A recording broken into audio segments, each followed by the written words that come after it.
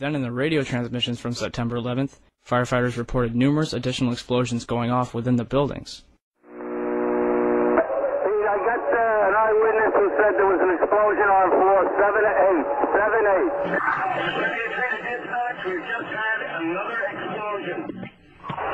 Warren Street because of the secondary explosion. We've got numerous people covered with dust from the secondary explosion.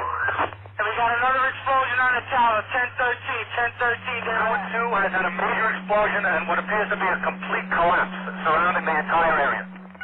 Who's involved in the secondary explosion at Tower 1? What to hear is from the grave, as a valiant firefighter reports that the fires were almost out.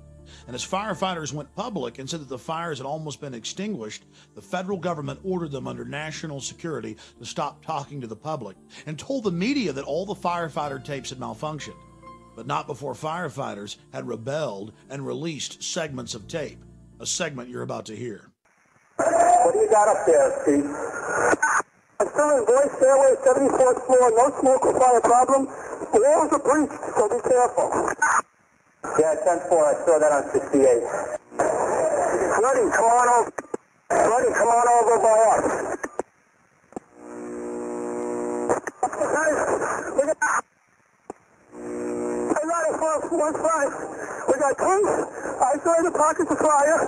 We should be able to knock it down with 2 lines. Where you know that? 78th floor, numerous 1045 cold lines. What's scaring you, Mario?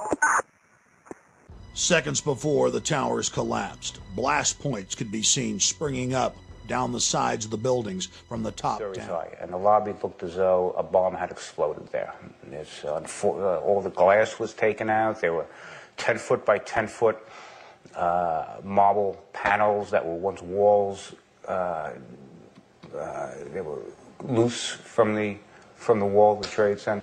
I went around by the freight elevator and I could see it was just blown. It was just a giant 30th floor. We hear another explosion. And at that time, we heard a huge explosion. The windows in the lobby of the North Tower were blown out, and marble panels were blown off of the walls. This was brushed off as an explosion from a raging fireball that went barreling down the elevator shafts. However, there is no soot, no fire, no fuel residue. Instead, the entire lobby is coated with a fine dust, which is the signature of high explosives.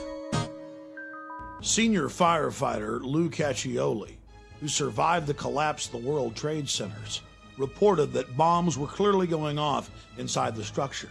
He told People magazine this the day after 9/11. When we spoke to him, he said he couldn't talk about it. Professor Van Ramiro, Vice President for Research at New Mexico Institute of Mining and Technology, told the Albuquerque Journal that the implosions of the towers were too mathematical to be a chance result of airplanes, and that only controlled demolitions could have brought the buildings down.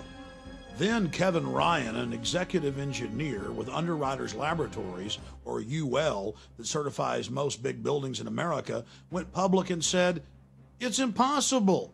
Jet fuel wouldn't have melted the columns in Tower 1 and 2.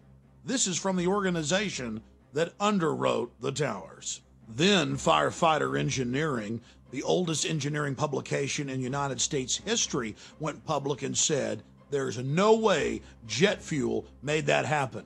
And stop hauling away the debris. Stop covering up the crime scene. We've got 7 different tapes showing different groups of firefighters saying the towers looked like they were brought down by bombs and they heard explosions. But in the interest of time, here is just one of those clips shot by 2 French brothers who were making a documentary about New York firefighters on the morning of 9/11.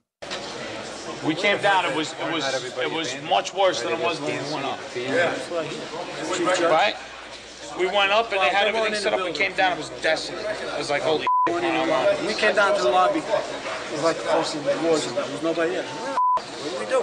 We made it outside. We made it about a block. We made it at least 2 blocks, and we started running. Floor by floor, it started popping out. It was if they had detonated. If they were planning to take down a building. Boom, boom, boom, boom, boom, boom, boom, boom. NBC's Pat Dawson is close to the scene of that attack. Pat? Pat, Matt, if we are, yes, I can, Matt. Just moments ago, I spoke to the chief of safety for the New York City Fire Department, who was obviously one of the first people here on the scene after those two planes were crashed into the side, we assume, of the World Trade Center towers, which used to be behind me over there. Chief Albert Turry told me that he was here just literally 10 or 15 minutes after the events that took place this morning. That is the first crash. He had roughly 10 alarms, roughly 200 men in the building trying to effect rescues of some of those civilians who were in there, and that basically he received word of the possibility of a secondary device, that is another bomb going off. He tried to get his men out as quickly as he could, but he said that there was another explosion which took place, and then an hour after the first hit here, with the first crash that took place, he said, there was another explosion that took place in one of the towers here. So obviously, according to his theory, he thinks that there were actually devices that were planted in the building.